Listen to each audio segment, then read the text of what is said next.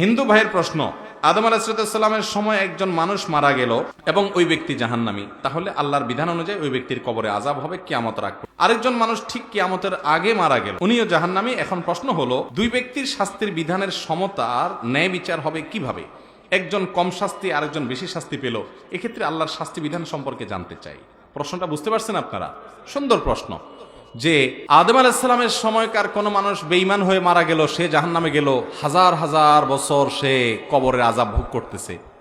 আবার এখন কেউ মারা গেলে কিয়ামত হইতে যদি আর ধরেন 2000 বছর বাকি থাকে, 200 বছর বাকি থাকে, যত বছর আছে এইটুকু ভোগ করলো কবরের আযাব, তাহলে ও যে এতদিন ধরে ভোগ করে আসতেছে আর এ কয়দিন ভোগ করতেছে, তাহলে দুইজনের দুই রকম শাস্তি হলো।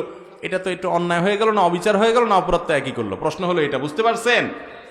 বাইরে আল্লাহ রাব্বুল আলামিনের বিচার, আল্লাহ রাব্বুল আলামিনের বিশ্লেষণকে আমার আপনার এই মাথা দিয়ে এত সহজে হিসাব করলে ভুল হবে। একজন মানুষকে 10,000 বছর ধরে আল্লাহ শাস্তি দিচ্ছেন, যতটুকু শাস্তি দিতে পারেন 10 দিনের ভিতরে আরেকজনকে তার চেয়ে বেশি কঠিন শাস্তি দিতে পারেন না? পারেন না? তাহলে আমার কথা বুঝেন নাই? একজন রে ধরেন জেলখানায় নিয়ে ডেইলি 10টা করে বেত দেয়া হয়, কথার কথা। ওর বেতের বাড়ির যে ওজন হয়, মাপ হয়, আরেকজন রে একদিন আগে জেলে আইনা এমন জোরে দিছে যে আগেরটা 10 দিন ধরে যে মাপে খাইছে ও একদিনে যা খাইছে ওইটা সমান হয়ে গেছে। হইতে পারে না? এই সহজ কিছু বুঝেন না? এটা তো দুনিয়ার মানুষই পারে, সেখানে আল্লাহ রাব্বুল আলামিন সূক্ষ্মদর্শী, তিনি লতীফ, তিনি সবকিছু করতে পারেন।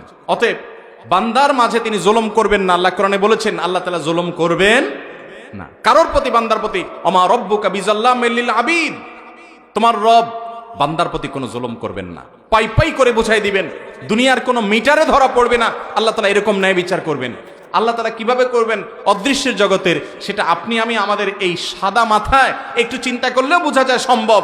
আর আমার বুঝে না আসলেও গায়েবের জগৎকে আল্লাহ রাব্বুল আলামিন কিভাবে নিয়ন্ত্রণ করছেন, তার মূল পদ্ধতি কি তিনি ভালো জানেন।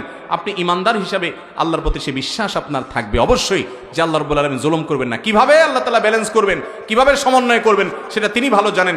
দুনিয়াতে আমরা অনেক সমন্বয় করতে পারি, তিনি আরো ভালো পারবেন, তিনি তো মহান সৃষ্টিকর্তা। ঠিক না ভাই? ঠিক। দুই পরিবারের সম্মতিতে বিয়ে ঠিক করা আছে, এমত অবস্থায় মেয়ের সাথে কথা বলা যাবে কিনা? খুব দরকারি একটা প্রশ্ন। আমাদের দেশে বিয়ের আগে অনেক সময় দেখা যায় একটা নাম দিছে এঙ্গেজমেন্ট, আসেনি আপনাদের এলাকায়?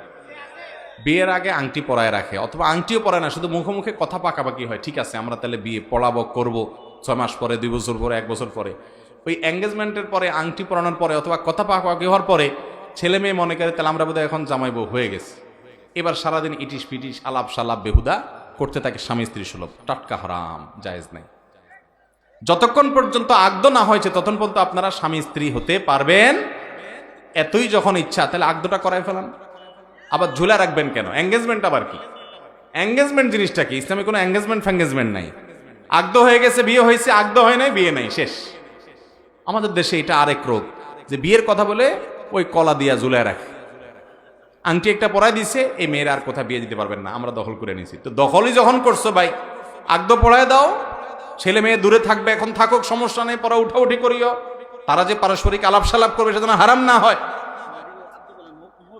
অতএব বিয়ের ইজাব প্রস্তাব কবুল হবে, খুতবা হবে, বিয়ে পড়ায় দিবেন। বিয়ে পড়ায় দিছেন, উঠায় নিবেন পরে, ঠিক আছে।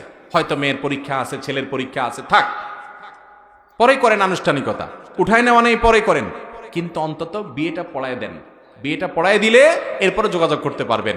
ওই আগদ করার নাই, কথা পাকাপাকি করছেন, বিয়ে পড়ায় নাই, এখনো শুধু আংটি পরায় এঙ্গেজমেন্ট করাইছেন, হ্যাঁ, কিছু হাদিয়া দিয়ে আসছেন, কথা পাকাপাকি হয়েছে।